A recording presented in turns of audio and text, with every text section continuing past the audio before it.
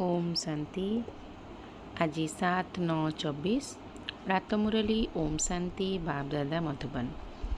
आजिर महावाक्य बाबा कहले, मिठे बच्चे ज्ञानर तृतीय नेत्र सर्वदा खोला रही मन खुशी रे लोम टांकुरी उठिब, खुशीर पारद चढ़ी रहिब। आजिर प्रश्न, वर्तमान समय रे मनुष्य मानकर दृष्टिशक्ति बहुत दुर्बल हो जाइछि, सेथिपाई सेमानंकु ज्ञान बुझाइबार उपाय कौन? उत्तर, बाबा कहउचंती सेमानंक पई तुमे एभली बड़ बड़ चित्र सबु तैयारी कर जहाँकि सेमाने दूररू ही देखि बुझीजिबे। एही गोलकर अर्थात सृष्टि चक्रर चित्र मध्य बहुत बड़ हेबा दरकार।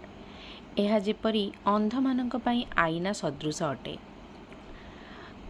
आजिर प्रश्न, सारा दुनिया को स्वच्छ करिबा पई तुम मानकर सहयोगी किए हेउछि?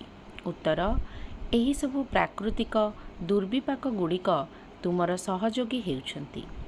एही बेहद्र अर्थात विशाल दुनिया को सफा करिबा पई निश्चित केही सहयोगी दरकार।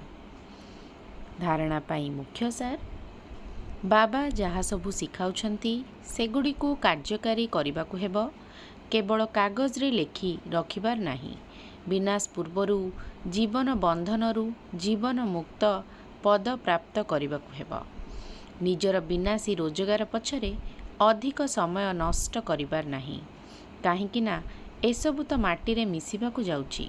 सेथिपाई बेहद्र पितांक ठारू बेहद्र संपत्ति नेबाकु हेबो एवं दैवी गुण मध्य धारण करबाकु हेबो।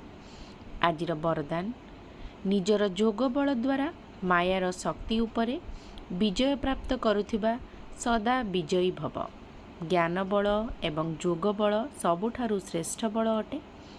जेपरी विज्ञानर बल अंधकार उपरे विजय प्राप्त करी आलोक सृष्टि करदेउछि, सेहीपरि जोग बल सदाकाल पई माया उपरे विजय प्राप्त कराई तुमको विजयी करदेउछि।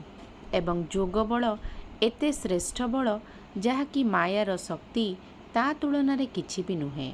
जोग बलरे संपन्न आत्मा माने स्वप्न रे मध्य माया ठारू परास्त होई परिबे नाही। स्वप्न रे मध्य सेमानंक भितरे कौनसी दुर्बलता आसी परिबो नाही। एही भली विजयर तिलक तुम मानंकर मस्तकरे लागी रहिछि। आजिर स्लोगान, जदि प्रथम नंबर स्थान ग्रहण करबाकु चाहुछ तेबे व्यर्थ को समर्थरे परिवर्तन करिदियो। ओम शांति।